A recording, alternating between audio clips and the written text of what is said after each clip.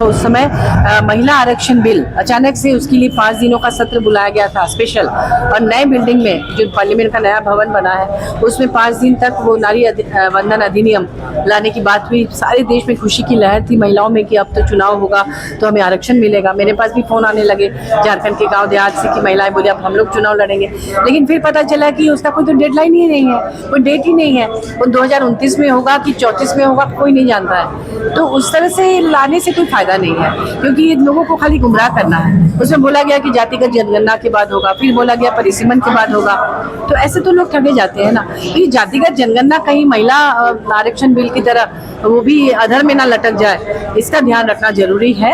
जातिगत जनगणना तो विपक्षी पार्टियां चाहती ही है, अगर ये हो जाए तो बहुत अच्छा रहेगा, क्योंकि जिन लोगों को अभी तक न्याय नहीं मिला या जो दबे कुचले वर्ग के हैं उनको सामने आने का अवसर मिलेगा। लंबे अरसे के बाद अब जाकर के इसमें चर्चा हुई और अब ये मैम क्या लगता है कि अब ये पूरा हो अभी धरातल पे नहीं उतरा है, अभी सिर्फ इसकी घोषणा हुई है। जब लोग ये अपेक्षा कर रहे हैं, अच्छी बात है, लेकिन एक और बात हो सकती है कि पहलगाम हमला जो है वो केंद्र सरकार की नाकामी है। वो एक तरह से देश के नागरिकों की आप सुरक्षा नहीं कर पा रहे हैं, तो सबसे बड़ी नाकामी तो ये है कि लोग अभी अपने देश में एक RSS की कोई लीडर है जिन्होंने कहा है, बयान दिया है कि सभी नागरिक अपने घर में तलवार रखे अपनी सुरक्षा खुद करे।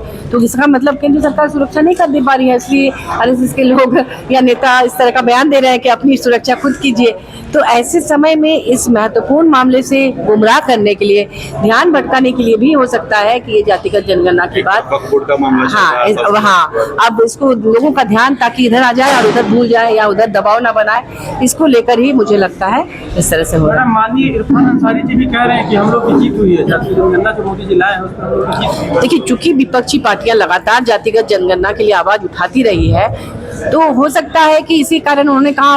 आपने देखा होगा कि 3 जो कृषि कानून आया था उस पर वो कैबिनेट से पारित हो गया था, और उस समय जब विपक्ष ने बहुत विरोध किया तो उसे भी वापस लेना पड़ा ना। तो कई बार सत्ता पक्ष को विपक्षी पार्टियों के दबाव में आकर भी कुछ निर्णय लेने पड़ते हैं, नहीं तो फिर उनको लगता है कि उनका वोट बैंक चला जाएगा। तो अभी चूंकि बिहार का चुनाव एकदम नजदीक है, तो वोट बैंक की खातिर भी ये निर्णय लिया गया होगा, ऐसा तमाम जो बड़े लीडर्स हैं वो उनका आकलन।